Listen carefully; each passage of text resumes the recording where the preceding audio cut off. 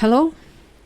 So I'm continuing with a little more exploration into maintaining the fire element through this video because interestingly, maybe it's just that time of the year, that time of the month, or one of those things.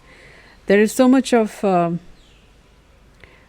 the fire element which is showing up, and I'm also these days a little more focused on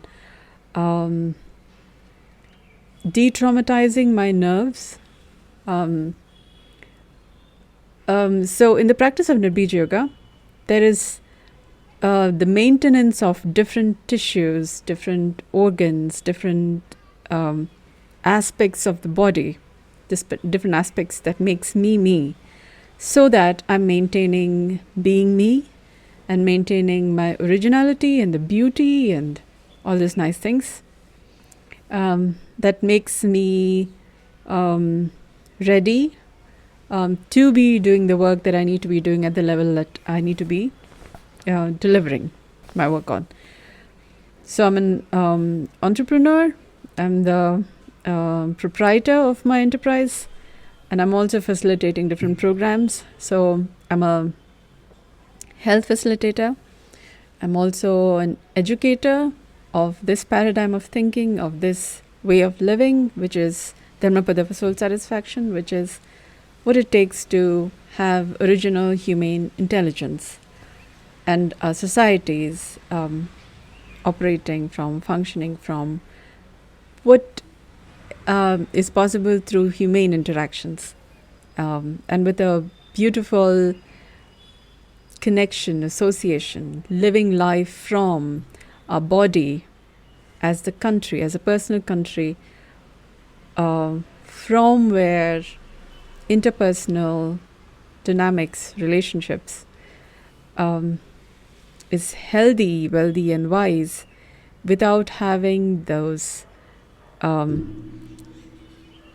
paradigms that maintain immunity as an offense-defense mechanism vis-a-vis congenial humanity across boundaries experience. So which is what I would consider as health. Athena, the Greek goddess, also has Egyptian connotations, is said to be the goddess who happened to take a defensive stance in her strategy of war. And I was reading through it, and I found it pretty interesting that things were at such a stage that she chose to take a defensive stance as her strategy for warfare, and which was then a better stance than the offense kind of warfare that used to be there around.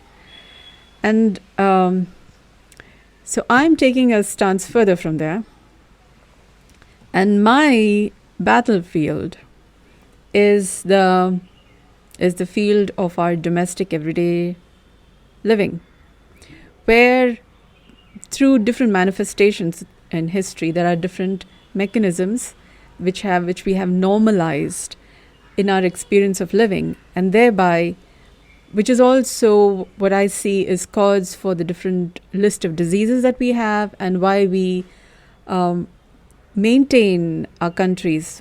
One country was another, one region was another, one state was another, through our own ethnic ideas of what is right and what is healthy. We still need to, we still find it necessary to have people with guns, with different defense trainings, to man our borders such that we are maintaining boundaries, which is further proof evidence that there are different attempts to maintain peace such that such need not be the case. Yeah. So that's the stance from where I'm operating, as in maintaining nonviolence, a further betterment needs to be considered and live life from, such that we are maintaining earth, our home, our family members, our loved ones. We are all sharing the same planet. So for us to have that, a further better stance needs to be taken than even the defense position, and that I consider to be humanity across boundaries. Yeah. So for that, it is required, as I see it, and is also being prophesized, spoken about, practiced. You can call it, we are practicing what we are so-called preaching. Yeah. We are sharing the findings from it, from our practice. And for that, maintaining our earth, water, fire, air, spirit, space, 6 at least is required. We call it basics. It's so easy to remember it as basics. So in the practice of Nirbeeja Yoga, which is our health maintenance practice, which we practice to be able to maintain our body humanely and our interpersonal relationships humanely, for which and thereby taking care of our loved ones and all those economies by which we interact, because everything is a trade. We exchange something for something. We even exchange our hearts in love. Yeah. So that much is our interactions and transactions during everyday living. So Nirbeeja Yoga is a method by which our transactions become healthy, wealthy, wise. So these days, I'm more maintaining my nervous composition, such that my thinking, my words, I've been calling it as Shabdakosha Shuddhikaran, which is more like the system that maintains words. And I'm thinking intellect requires words. Yeah.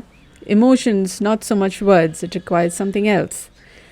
So we talk in terms of PACE. PEIS, physical, emotional, intellectual, spiritual. Yeah. So intellectual is what I'm kind of focusing more, because there's a lot of trauma manifestations in terms of words. So in the practice of Nirbeeja Yoga, Shabdakosha Shuddhikaran, Shabdakosha is our sheath, is our layer of words. So each person has our own layer of words. I have a set of words by which I speak. Another person has a set of words by which they speak. Another person has a set of words by which they speak. And our words give rise to the world we live in. So when we speak, we are also talking about what's the kind of experience we have, what's the world we live in.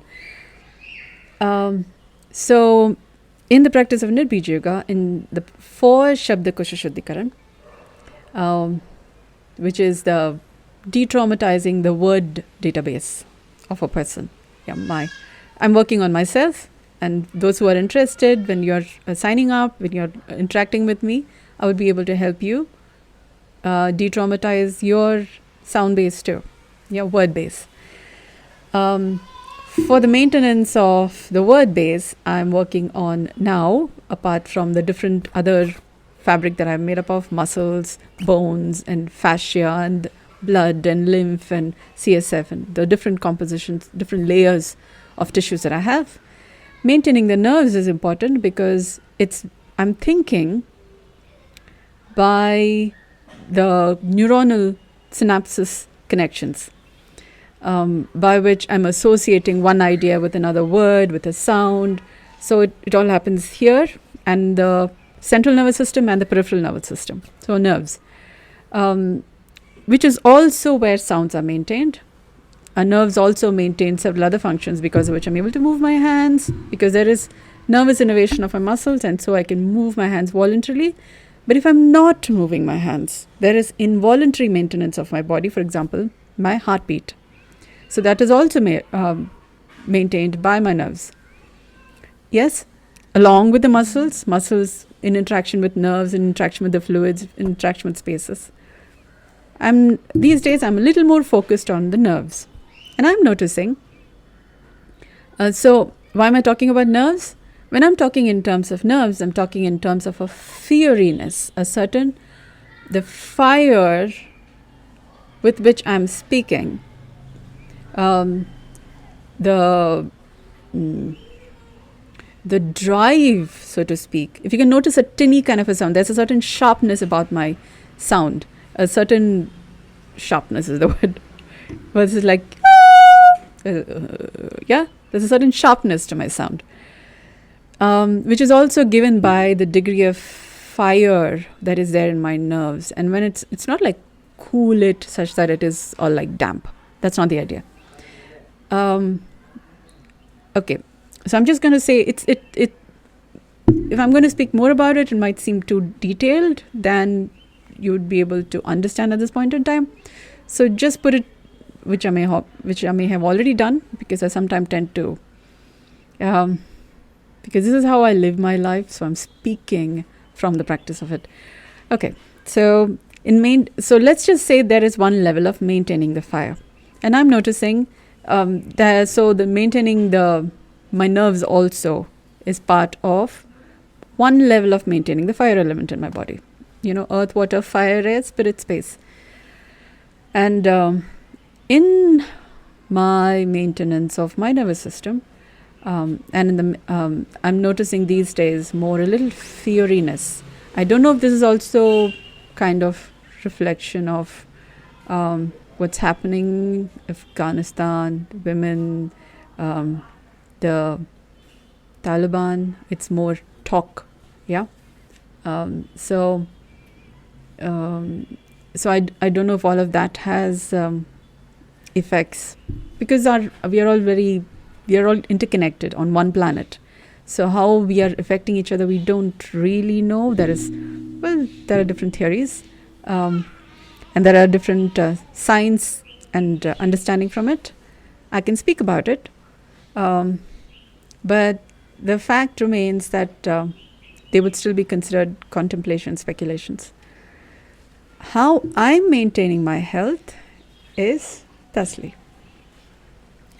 So I'm noticing a more. So each person is made up of nature and nurture, matter, energy, object, subject, voluntary, involuntary. Different aspects of what we would call as hatha or dual, yeah, different polarities.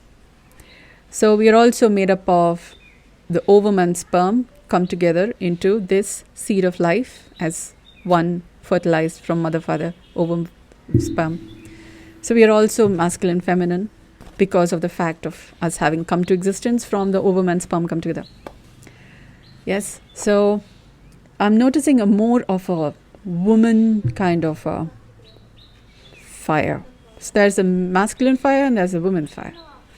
Yes, but I'm noticing more of a woman kind of fire. I don't know and I'm reminded of what's happening. There's a concern of women and children from Afghanistan. Or maybe I'm just reading the tweets from different people. So maybe my thinking is biased from there, but I think there's also something to it.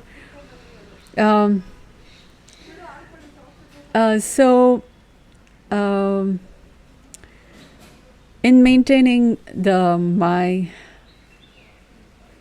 nervous composition, in maintaining the fire, I'm paying attention to the fact that I have a tinny voice. I'm also noticing that my upper and lower jaw has a certain tension.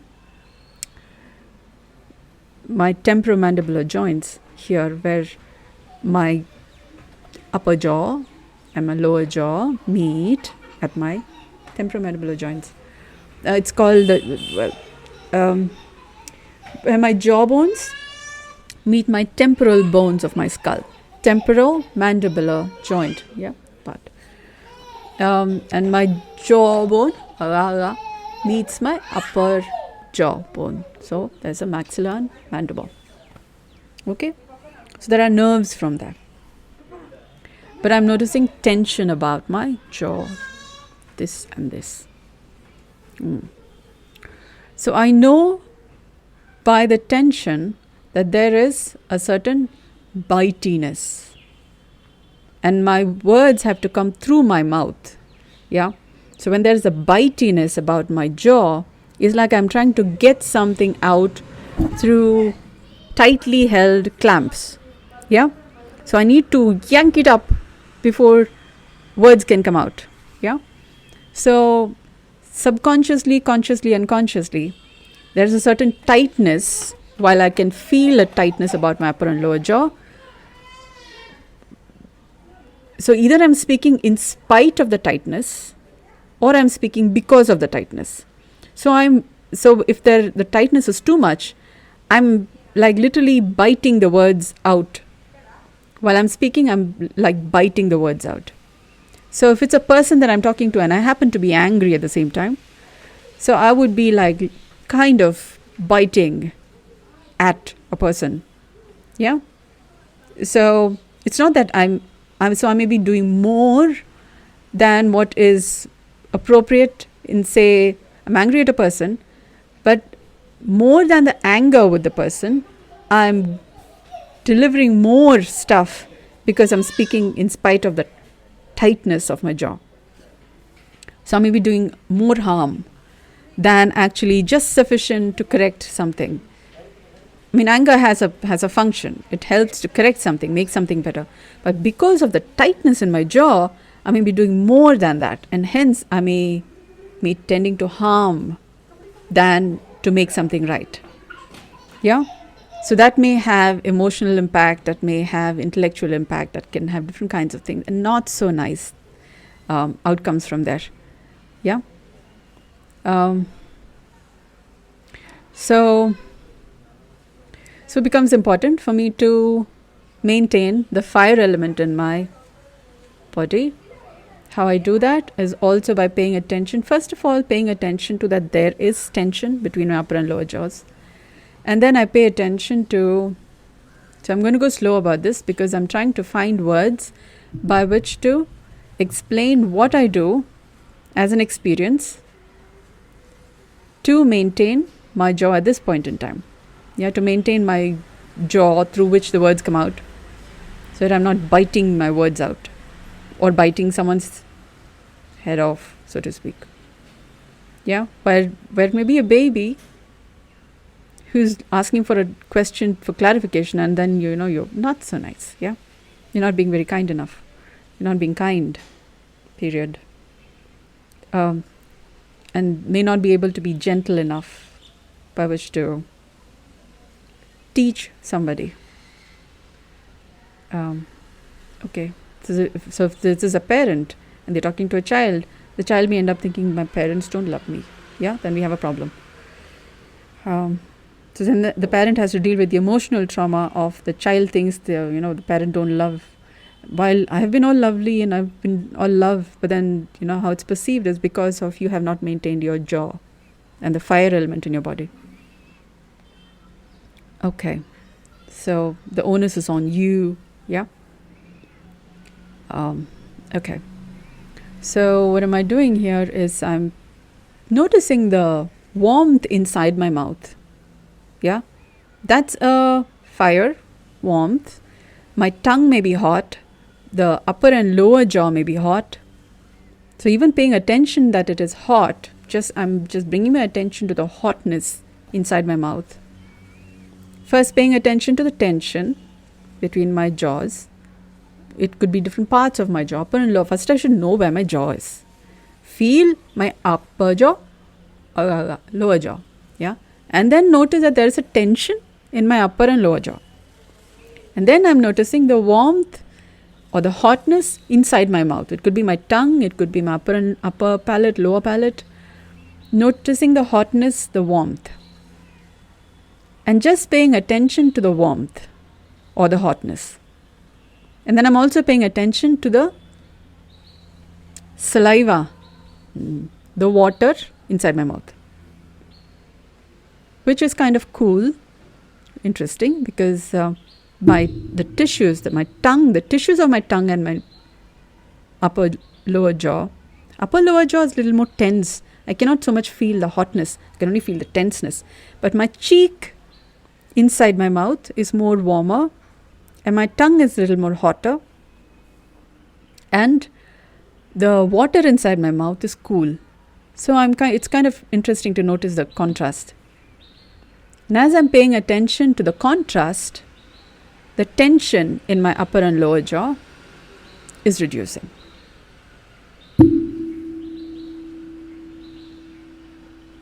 Okay, so that's something that I'm noticing now. And then I'm noticing the tension in my neck. Okay, when there is tension in the neck and you don't know about it, okay, that's when there is this, it's called the trapezius. This helps to keep your neck and head here such that it's not like this. Yeah, when it's like this, your head is more heavier than it should be. So when your head is more heavier than what it should be, you're like a gun ready to go off. Yeah, you may not really have control over what is coming out of your mouth because there is tension, and you don't know that your body is maintaining the tension of a heavier head than it needs to be. Yeah, so you may not really have control over what words are coming out of your mouth and the force with which the words are coming out of your mouth. Yeah, like a gun with a bullet, and you don't really have a control over the speed or intensity of what's coming out of your mouth. So this is in domestic everyday living, and we are talking all lovely things, and we don't know that a head is heavier than our body, because we don't know the tension in our jaws, and we don't know how not so lovely we are speaking, which inadvertently seems to be like, people may say, why don't you speak softly? Why don't you speak speak kindly? You don't know why. I mean, you think you're kind and speaking all lovely, but you don't know that subconsciously, unconsciously, you're actually firing words. Yeah, because you don't know the tension in your jaw. And where this tension may be coming from, maybe from tension about your work, tension from your boss, tension from, the government is this, and I'm helpless and I have to all these paperworks, and could be that, or it could be coming from, people are dealing with health concerns and the pandemic and those kinds of tension going on in your subconscious and conscious mind, maintaining somewhat this tension. Now, you may or may not be able to control all of that, what's happening, but you can become aware of there being tension, and then you can become aware of the warmth or the hotness in your mouth, and the coolness about the water in your mouth, and that will help to reduce the tension in your jaw. And when that happens, you are likely to notice any tension in your neck versus shoulder, and that is likely to inspire you to keep your head back such that it's not like this. Yeah, which may be like a gun ready to go off. So you may not be able to control all those other causes for the tension, but you can manage the tension that's happening such that at least this much you do have a control over, such that the words that's coming out of your mouth is not hurting somebody. And that could, then that could lead to, between relationship, there could be tensions, and that could add to the emotional tension and the things that you're maintaining. So this is something that you can have a control over, so that when you're discussing with people, interacting with people, there is at least this moment of, at least we can breathe. We can at least listen to each other. Because when the tension is there and you don't know the tension, it also affects your hearing abilities. Because your body is busy maintaining the heavier weight of your head, which is like this. Yeah, and you don't know about it. Or even if you look into the mirror and it's all fine, but if there's a tension in your jaw, that may be a little sign that in some way your head is heavier than you would like it to be. And that it may be in some way like a gun ready to go off. Yeah, you don't know what's the tension with which the words are coming out of your mouth, or the tension that you may be subconsciously, unconsciously experiencing, just by the fact of you having tension between your jaws, in your jaw. So just being aware of this will help to reduce the tension here, and that will help you to hear better, because the mouth and ears are very closely connected. So when there is tension in your jaw, that may be affecting your listening abilities, so people may be telling you things, they may even be complaining, they may even actually be telling you solutions, they may even be actually telling you the problem for which you're like, why didn't you tell me? Maybe they have been telling you. Only that, we didn't know that there's so much of tension that we're not listening as well as we would like to.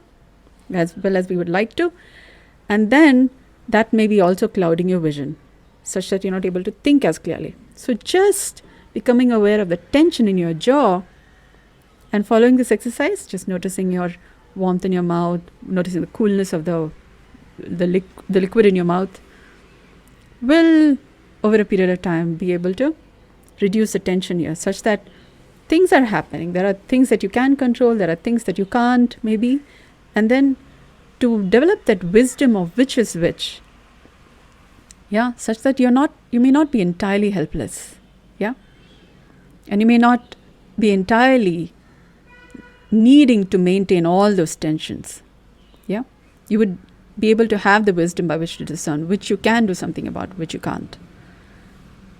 And then to be able to do things appropriately, such that the balance is becoming better, such that tension is reducing and domestic well-being becomes more possible. So thank you for listening. I hope this has been of benefit.